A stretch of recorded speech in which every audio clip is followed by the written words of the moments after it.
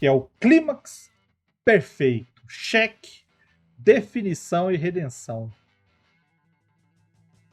A Marcela tá olhando pensando assim, cara, eu peguei esse tema, o que será que eu faço agora? Porque eu não lembrava que eu tinha pego ele.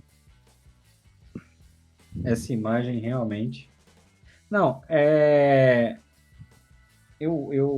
cheque, definição e redenção, eu entendi que era choque. Cheque é tipo do xadrez. Também funciona. Tá, entendi. Eu falei do Tolkien, e aí eu não sei se era isso que o Vermelho estava pensando quando ele sugeriu esse tema. Penso Mas eu nada, falei não. do Tolkien e eu acho que a conclusão da jornada do herói, e a gente já fez um papo de mestre só sobre a jornada do herói, é um caminho para você seguir. Se você tiver na dúvida sobre como é que você vai fazer a condução da sua história, como é que você vai concluir a sua história, esse pode ser um caminho, essa pode ser uma alternativa. Não precisa ser tão mecânico, tão de manual quanto Harry Potter, Star Wars, Senhor dos Anéis.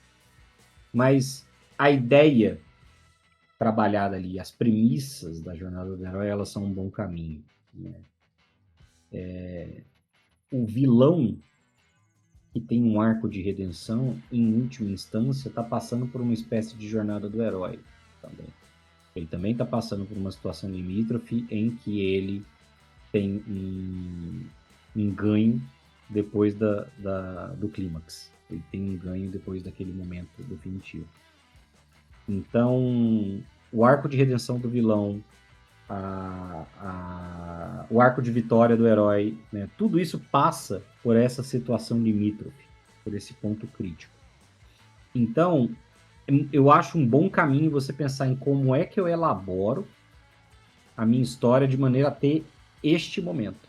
Como é que eu elaboro a minha história de maneira a ter uma situação limítrofe que defina o que vai ser o pós dos meus personagens. E aí esse pós não precisa ser jogado, esse pós pode ser para sempre. Esse pós pode ser ou eles viveram felizes para sempre. Mas ali você talvez queira fazer essa definição. Ali você talvez queira estabelecer qual vai ser o meu momento chave. Como vai se dar o meu momento chave. Ele vai se dar de uma maneira individual, ele vai se dar de uma maneira coletiva, que a gente estava falando sobre checklist de satisfação, sobre os estilos de jogadores. Eu quero que cada personagem tenha um clímax diferente por conta da história daquele personagem, por conta daquele formato da forma como aqueles jogadores jogam. O Sons of Skyrim está falando, a queda do herói também é um bom clímax. A derrota do herói no clímax da jornada do herói também é uma solução, também é um caminho, também é um momento. E é legal no RPG justamente porque você dá aos personagens, aos seus jogadores, a escolha de como eles vão conduzir aquilo, de como eles vão fazer com aquele personagem. Porque o clímax não precisa ser um combate, o clímax não precisa ser um confronto, né? A gente falou em um outro papo de mestre sobre encontros, sobre desafios e como os desafios não precisam ser combates, puzzles, não, eles podem ser outras coisas na história. E podem ser, você pode ter uma escolha impossível como clímax, você pode ter um dilema ético como clímax. E aquilo ali ser o momento que vai colocar o personagem ou os personagens em um momento em que eles precisam decidir o que eles são e como eles vão seguir daí em diante. Eu acho que a dificuldade de falar sobre clímax perfeito é justamente porque é mais fácil da gente dizer o que não é.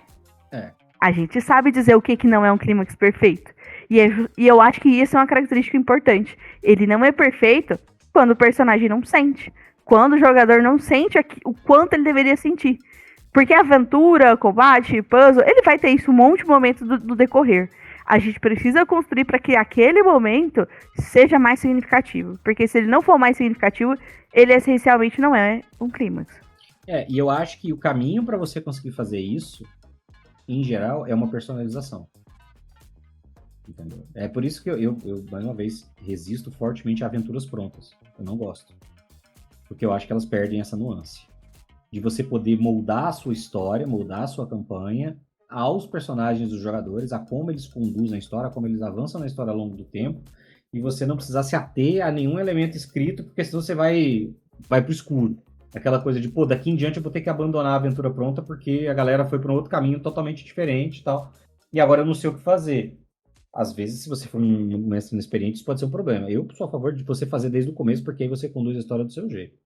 Mas esse é um ponto, de você personalizar. De você ter como narrador, como mestre, toda a campanha para observar os seus personagens, observar os jogadores e falar: o clímax para fulano vai ser o clímax para Beltrano vai ser outro. Eu preciso moldar para que seja esse momento definitivo para eles. E talvez eu tenha que fazer ele de maneira segmentada, de maneira fragmentada.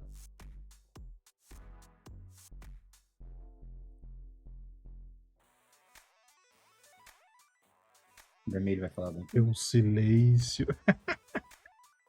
Não tenho nada para completar, porque vocês já foram completos. Só ressaltar a importância do clímax na história, porque é algo já arraigado na nossa essência de ouvir histórias, tá? A gente sempre quer uma história que cresça até um certo ponto. E eu já falei aqui, acho que na Jornada do Herói mesmo, eu já falei em outras situações, que existe uma curva climática uma curva energética para sua história, tá?